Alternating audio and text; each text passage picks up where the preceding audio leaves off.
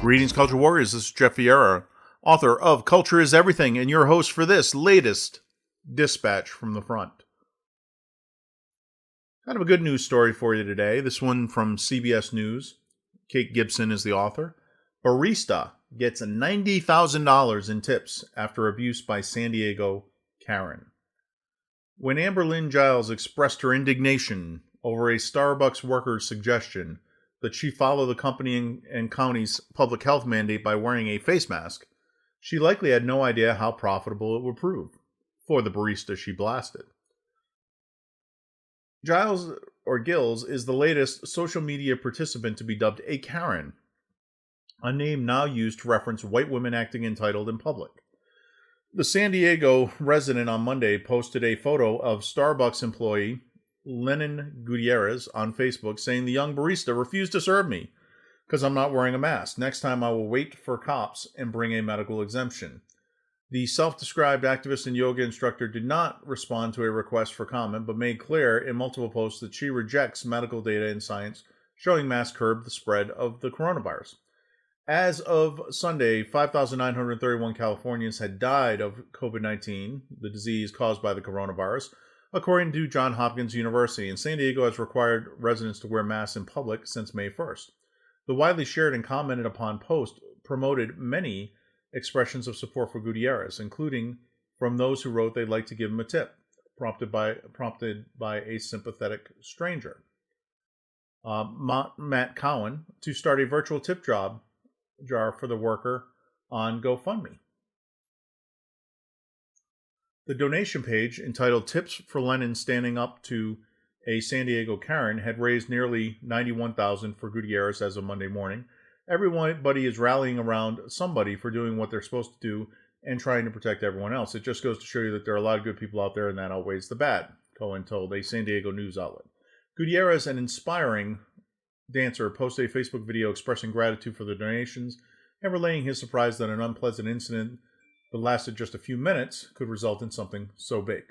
He described being assigned to the front register and asking Giles or Gills if she had a face mask, leading her to curse and storm out, only to return moments later to snap a photo of Gutierrez, asking his name and threatening to phone Starbucks corporate headquarters before leaving again.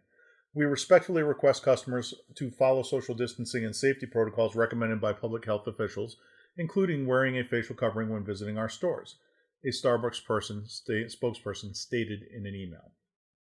Okay, so first off, not surprisingly, CBS News gets it entirely wrong right from the jump, because a Karen is not a white woman acting entitled in public. A Karen is a scold who narks on and attempts to browbeat their fellow citizen into compliance with the ridiculous orders under this pandemic. That's what a Karen is. Seen many memes on it. The notion of the Karen came out really from people who are sick of being told what to do in this arbitrary and capricious manner by government officials who are neither elected to do this nor have any expertise whatsoever in doing this, and whose continued pronouncements defy all logic.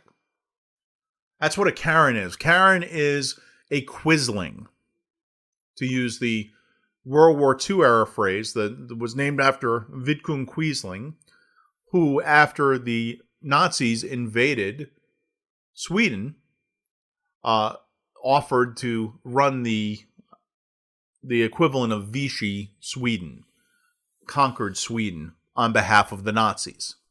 He was a traitor to his people to curry favor with their conquerors. That's what a quisling is, and that's what a Karen is. It's someone who allows their need for control and power to glom onto what these tyrannical politicians are doing to us and to our rights. And so CBS News, clueless as ever, tries to make this, it's a white woman acting entitled. Well, it tends to be, excuse me, a white woman. She's certainly acting entitled, but the point is that she's doing it to oppress her fellow citizen. That's what a Karen is. She looks down on you for daring to assert your rights and your freedom. In this case, this woman was asserting her rights and her freedom. She apparently has a medical condition that doesn't allow for wearing the cloth mask. It's almost irrelevant because the cloth mask does not work. Why does the cloth mask not work? Well, for starters, the fibers in those cloth masks are so wide as to allow the largest coronavirus particles, about 125 nanometers, to go through them 6 abreast.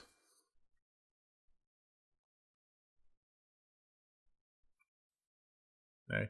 It's useless in terms of if you have coronavirus and you have the symptoms, it's not going to protect anybody because the particles pass straight through the mask. Even if the mask, the cloth mask, the bandana, even if it were form-fitted to your face, which it is not, it would still pass straight through the particles of the magazine.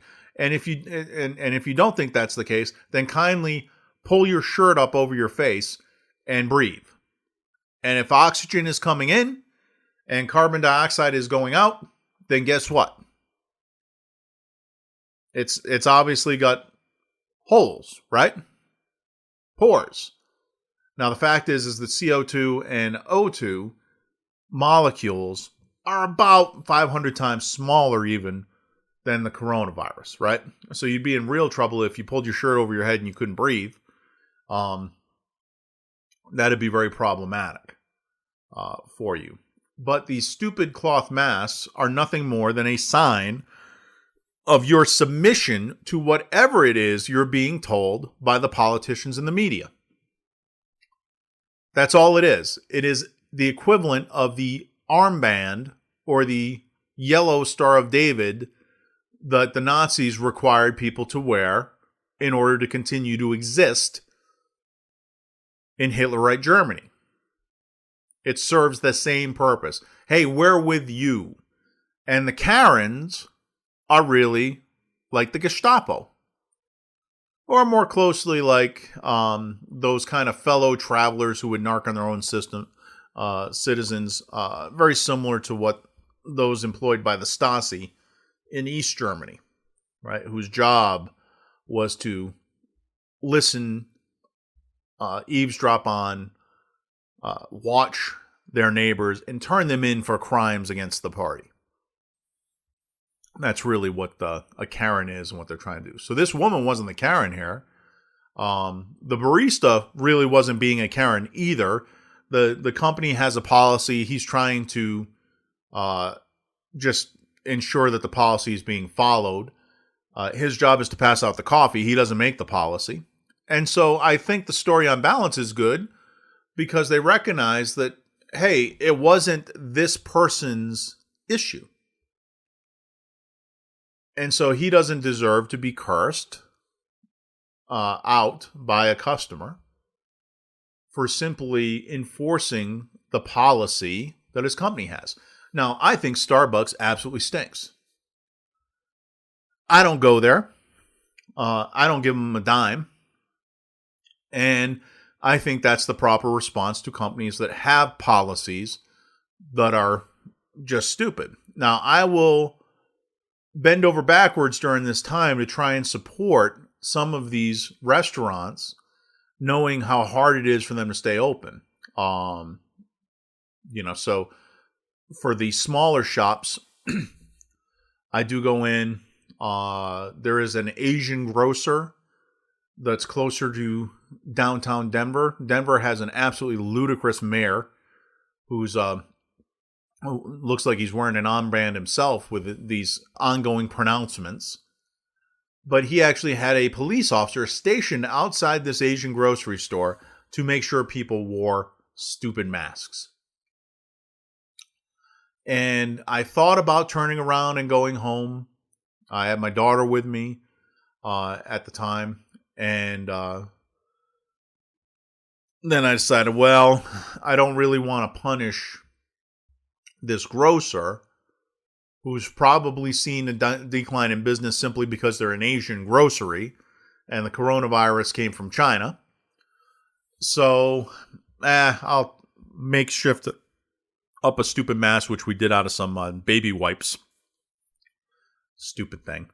And we'll still shop here and do that. Haven't been back since, but I at least was able to help them out a little bit in the meantime, despite this stupid policy, which was not of their making.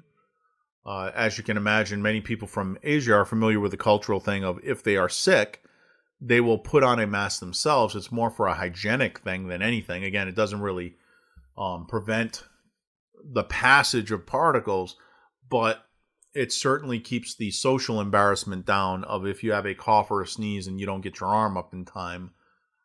It confines the goo to the mask. So there's some...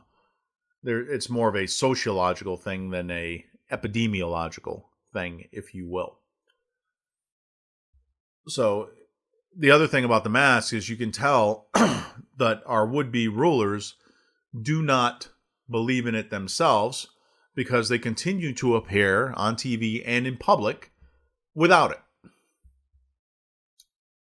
We had the spectacle of the governor of Rhode Island joining rioters.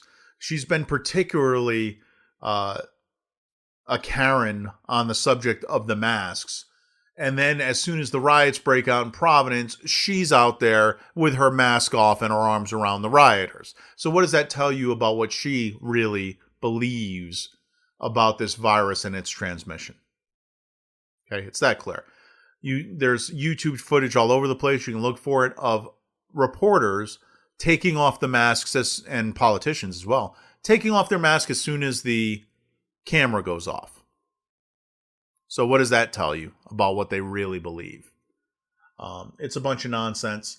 And the good news is that in this country, there is still a feeling of we ought to look out for the little guy in any situation as that's constituted. Here, clearly, as the story got out, the barista was portrayed as the little guy, the underdog.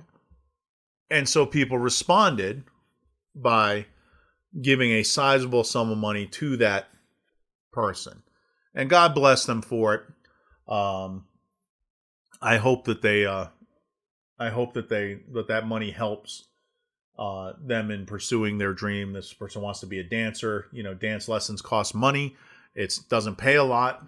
And so hopefully that $90,000 payday, whatever's left after the government takes their cut, because you can bet they will.